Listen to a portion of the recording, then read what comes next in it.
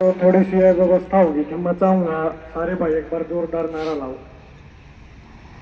छात्र किसान एकता जिंदाबाद, छात्र किसान एकता जिंदाबाद। बहुत बहुत धन्यवाद भाई।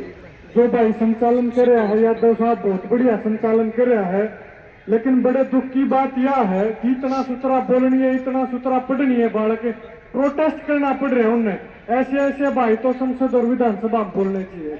अगर जब बोलने लग जाओगे मेरे ख्याल में जो आपकी समस्या है इन समस्याओं का भी समाधान हो जाएगा।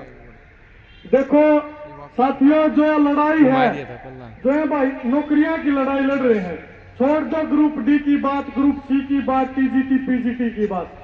एक बार आप इस बात के ऊपर गौर करने का काम करो कि जो ये सरकारी नौकरी की लड़ाई है, सरकारी कर्मचारियों की लड़ाई है, यह लड़ाई सिर्फ तक सीमित नहीं है। अगर सरकारी नौकरी खत्म हो जाएगी, सरकारी इंस्टीट्यूशन सरकारी संस्थाएं खत्म हो जाएंगी।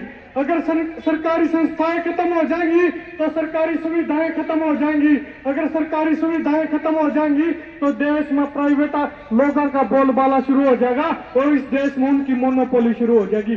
तो यह लड़ाई हर उस आम आदमी की है जिसने सरकारी सुविधा चाहिए और जो सरकारी सुविधा तो उनका घर चल रहा है, या जिन सरकारी सुविधाओं से हमारा समाज जिन सरकारी सुविधाओं के ऊपर डिपेंडेंट है। तो यह लड़ाई सरकारी इंस्टीट्यूशंस को बचाने की है। पीजीआई एमएस रोहतक में जो भाई है, वो जो डॉक्टर्स थे, भावी डॉक्टर थे, मैं उन्हें कहूंगा जो एमबीबीएस करने लाग रहे स्टूडेंट्स थे, वो प्रोटेस्ट करने लाग रहे थे, मैं उनको भी बताने का काम कर रहा था कि यह जो लड़ाई है केवल डॉक्टर की नहीं है, डॉक्टर एमबीबीएस की फीस बढ़ा दी। यह लड़ाई इस बात की भी है अगर ये पीजीआई बंद हो गया, अगर इसमें सरकारी डॉक्टर नहीं रहे तो सरकारी इलाज भी बंद हो जाएगा। अगर सरकारी इलाज बंद हो जाएगा तो आम आदमी की जो सुविधा है वह खत्म हो जाएगी। यह लड़ाई इस बात की भी है। मैं अपने एक CMI centre for monitoring Indian economy उसका डाटा बताना चाहता हूँ। आज हरियाणा में 2 लाख नौकरी भर्ती खाली है, नौकरियां के पद खाली हैं, लेकिन उन भरने की कोई बात नहीं करने लग रहा। मैं आपको बताना चाहता हूं पूरे देश में 7 लाख नौकरियों के पद खाली हैं, उनकी बात कोई नहीं करना चाहता। इतने पद खाली हैं, उसके बावजूद हमारे लाखों करोड़ों युवा रोजगारों के लिए प्रोटेस्ट करने का काम करें। या कमी कड़ा रही साथियों, आपसे पूछना चाहता हूं, आप सारे भाई पढ़े लिखे भाइयों, कमी कड़ा रही क्योंकि आज आपकी जो जनसंख्या पूरे देश में 65% लोग वो नौजवान हैं जो 35 साल की कम उम्र के हैं, 50% नौजवान वो हैं जो 25 साल तक कम उम्र के हैं, लेकिन कोई भी सुनवाई नहीं है। आपकी जनसंख्या सबसे ज्यादा वोट गिरनी है आप, उसके लिए आप उसके बावजूद आपको सड़कों पर बैठना पड़ रहा है। इसका जिम्मेदार कौन है? मैं आपसे पूछना चाहता हूँ। जिम्मेदार कोई और नहीं है बल्कि जिम्मेदार हम खुद हैं। मैं आपको कड़वी बात कहना चाहूंगा और सारे साथियों सुझाव देने का काम करे। थोड़ी एक अलग बात भी कहूंगा, मेरी गलत बिलाक्स का है और सीमित समय में अपनी बात कहने का काम करूंगा। संचालक द्वारा जिम्मेदारी भी है। मैं आपको कहना चाहता हूं, आज आप नजर उठा के देखो, विधानसभा के अंदर नजर उठा के देखो, आप लोकसभा के अंदर नजर उठा के देखो, आप नौजवानों के हितों की बात करने वाला कोई है कि आपका रिप्रेजेंटेशन करने वाला, युवाओं का प्रतिनिधित्व करने वाला कोई है क्या विधानसभा या लोकसभा में? अगर है तो वो लोग हैं किसी का बापू मंत्री था, किसी का दादा लोकसभा का मेंबर था, राज्यसभा का मेंबर था, लेकिन कोई भी आपने 35 साल तक कंपनी का सारे पढ़े लिखे भाइयों मेरे को एक नाम ऐसा बता दो जिसका परिवार में कोई भी पॉलिटिकल घराना नहीं था, राजनीतिक घराना तक कोई परिवार संबंध नहीं रखा था और विधानसभा लोकसभा में पहुंच गया। एक भी व्यक्ति अपने पूरे देश में नहीं पाओगा। 543 सीट मत है, 250 राज्यसभा की सीट, 543 लोकसभा की सीट और 90 विधानसभा की सीट। एक भी व्यक्ति आपने ऐसा नहीं है जो 65% जनसंख्या आपकी वोट गिरनी है आप, लेकिन उसके बावजूद आपका प्रतिनिधित्व करने वाला कोई नहीं है। कैसे, क्यों?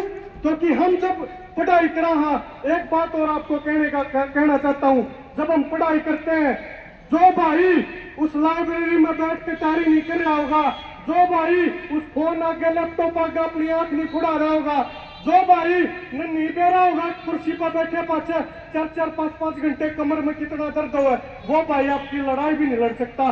जो छात्र नहीं होगा छात्रों की लड़ाई नहीं लड़ सकता, जो किसान नहीं होगा किसानों की लड़ाई नहीं लड़ सकता। और इस लड़ाई को जो सारे साथी कहने का काम भी करें, सबसे अच्छी तरह से अगर आप लड़ सकते हो तो केवल और केवल आप लड़ सकते हो, क्योंकि आपने उस दर्द को खुद महसूस करने का काम किया। मैं आपको आखिरी बात यह कहना चाहता हूं, आप जो भी जिम्मेदारी लगाने का काम करोगे, हमारी क्षमता, कैपेबिलिटी, एबिलिटी के हिसाब से मामूस अपनी आपका कंधे से कंधा मिलाकर साथ देंगे। एक बात तो यह है। दूसरी बात यह आपसे कहना चाहूँ एक सुझाव का तौर पर, अगर आज आपकी बात नहीं सुनी जाती है तो मैं आपसे एक बात कहना चाहूंगा, जहां से जो भाई नौकरी की तैयारी करता है उसको सिर्फ यह लगता है कि आपकी मेहनत करने से आपको नौकरी मिल जाएगी, मैं ऐसा समझता हूं आधा अधूरा सोच रहा है। वो जो मेहनत कर रहा है उसके फल की जो नीतियां बनाने का काम होता है वो विधानसभा और लोकसभा में होता है। अगर आपका एक ध्यान उस विधानसभा और लोकसभा में नहीं होगा तो आपने बार बार वहां जाग धर्मशाला में बैठना पड़ेगा, वहां कितने पंचकूला सड़कों पर बैठना पड़ेगा।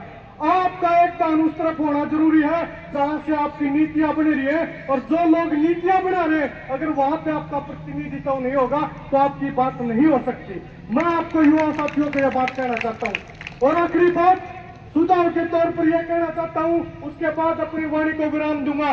अगर भाइयों यह सरकार आपकी बात नहीं सुनती है तो अब की बार आप घेर के देख लो तो खट्टर साहब का करना भी आप 750 लोग अपनी शहादत दे दे, इससे ही बड़ा आंदोलन हो सके। लेकिन उसके बावजूद भी किसानों ने एमएसपी का गारंटी कानून नहीं बना, उसके हम खुद भुगत भोगी। हाँ, उस आंदोलन तो हम खुद सीखनी है। हाँ, मैं आपको कहना चाहता हूं, आंदोलनों का फर्क उसके ऊपर पड़ता है जो सरकारें लोकतांत्रिक होती हैं, जो सरकारें समाज में विश्वास रखती हैं, जो सरकारें समाज से बनती हैं, जो सरकारें वोटों से बनती हैं। ये वोटों से नहीं, नोटों से बनी सरकार है, और इन नोटों से बनी सरकार को आप जब तक इन नोटों से बनी सरकार को आप चैलेंज नहीं करोगे, चेतावनी नहीं दोगे, एक बार आप इनकी आंख में आंख डाल कर नहीं कहोगे आजा भाई, तो जब तक आपकी बात नहीं बनेगी। मैं आपको यह कहना चाहता हूं, अगर आपकी बात नहीं बनती, ध्यान दियो थोड़ा सा मेरी इस बात पर, तो आप लोग युवा साथी, आपके बीच का कोई भाई कोई लाइब्रेरी में पढ़नी है, तैयारी करनी है भाई, सारे जने युवा साथी 22 के 22 जिला के उस भाई का हाथ लाओ। अब भाई यो भाई सही है, यादव साहब भी बहुत बढ़िया बोल रहा, यो भाई हमारे बीच का बहुत बढ़िया, हमारे बीच का भाई है, ईमानदार भाई है, उस भाई ने खट्टर के खिलाफ इलेक्शन लड़ाने का काम करो। मैं आपको ये बात कहना चाहता हूँ, उस सीएम के खिलाफ चुनाव लड़ाने का काम करो जो सीएम आपके अकदीकरण लिए बैठा है, उनको ऊपर कुंडली मारे बैठा है। और जो पॉलिटिकल पार्टियां, मैं कई बार पंचकूला में आपका विरोध प्रदर्शन देख रहा था, विपक्ष के लोग भी आपको समर्थन देने का काम करते हैं, उस विपक्ष का भी जवाब देना पड़ेगा भाई। जब आप अपने कैंडिडेट में खड़ा करो, अपने बीच का भाई ने खट्टर के खिलाफ खड़ा करो, तो विपक्षी पार्टियां सारियां नु कह दियो, अगर आप हमारा वाक्य में साथ दे रहे हो तो आप अपने कैंडिडेट ने उड़े तो खड़ा नहीं करोगे, बल्कि सारी की सारी विपक्षी पार्टी आपके कैंडिडेट को सपोर्ट करने का काम करे। मैं ये कहता हूँ आपका अधिकार खा जाएंगे, इन वोटा तो नारी कोई बात समझ में नहीं आती। जब आपका बीच का भाई, आपकी लाइब्रेरी का भाई, आपका पढ़निया भाई उस खट्टर साहब की किड़ला देगा तो पूरे देश में संदेश जाओगा, युवाओं को हल्के में मत लेना, इनकी गोद में गांधी बेशक ना हो, इनका मनमान भी जरूर है, और वान भी किसी भी तरह का बदलाव लाने का काम कर सकती है। इसी के साथ बहुत बहुत धन्यवाद, और एक बार उम्मीद करूंगा एक जोरदार नारा दोबारा लाने का काम करो। मेरी यह बात ठीक लगी तो मैंने गलती एक बार नु हो रहा ठाकुर बताइए कितने का आदमी यह बात ठीक लगी कि ऐसा होना चाहिए, होना चाहिए कि नहीं होना चाहिए ऐसा। आप कितने भी जानो, आप पढ़े जाओगे, आप खेत में काम करे जाओगे, आप नुआ लुटे पिटे जाओगे, आपका समाधान नहीं हो सकता। मैं नहीं कहता आप लोग राजनेता बनो, लेकिन आप राजनीतिक जरूर बनो जो आपका हक अधिकार आगे कानून जो बैठ कर बनाने लग रहे हैं। खट्टर का पसीना होगा यो क्या है कि ग्रुप की तैयारी करनी है, बालक ने सीएम हरा के घेर दिया, कितना बड़ा संदेश देने का काम करोगे। और इस राजनीति को भी जो सिक्किम जी कह रही थी ना व्यवस्था परिवर्तन की बात, उस व्यवस्था परिवर्तन की लड़ाई कर जाएगी अगर आप यो काम कर दोगे, तो यह बात आपको कहना चाहता हूँ। बहुत बहुत धन्यवाद, एक बार जोरदार नारा लगाने का काम करना, इनकलाब जिंदाबाद, इनकलाब जिंदाबाद। बहुत बहुत धन्यवाद, आपने मेरी बात सुनी, भाईजान समय दिया, धन्यवाद यादव।